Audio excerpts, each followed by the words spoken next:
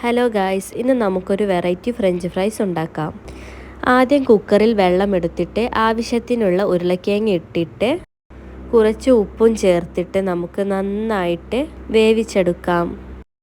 ഇപ്പോൾ നമ്മുടെ ഉരുളക്കിഴങ്ങ് നന്നായിട്ട് ഉടച്ച് നല്ല പോലെ കുഴച്ചെടുക്കണം.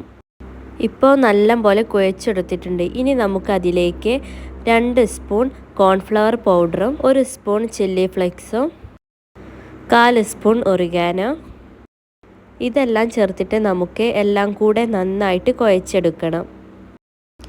ഇപ്പോൾ നന്നായിട്ട് കുഴച്ചെടുത്തിട്ടുണ്ട്. ഇനി നമുക്ക് ഈ കുഴച്ചെടുത്ത ഉരുളക്കിഴങ്ങിൻ്റെ മേലെ ബട്ടർ പേപ്പറോ അല്ലെങ്കിൽ കവറോ വെച്ചിട്ട് നന്നായിട്ട് പരത്തിയെടുക്കണം. പരത്തിയെടുത്തിട്ട് ഇതേപോലെ ഷേപ്പാക്കി വെക്കണം. എന്നിട്ട് നമുക്ക് അരമണിക്കൂർ ഫ്രീസറിൽ വെച്ചിട്ട് നന്നായിട്ട് തണുപ്പിച്ചെടുക്കാം. അരമണിക്കൂറിന് ശേഷം നമുക്ക് ഇത് കട്ട് ചെയ്തെടുക്കാം. ഇനി നമുക്കൊരു പാൻ എടുത്തിട്ട് അതിൽ ഓയിൽ ചൂടാക്കി എടുത്തിട്ട് ഓരോന്നായിട്ട് നമുക്ക് ഫ്രൈ ചെയ്തെടുക്കണം.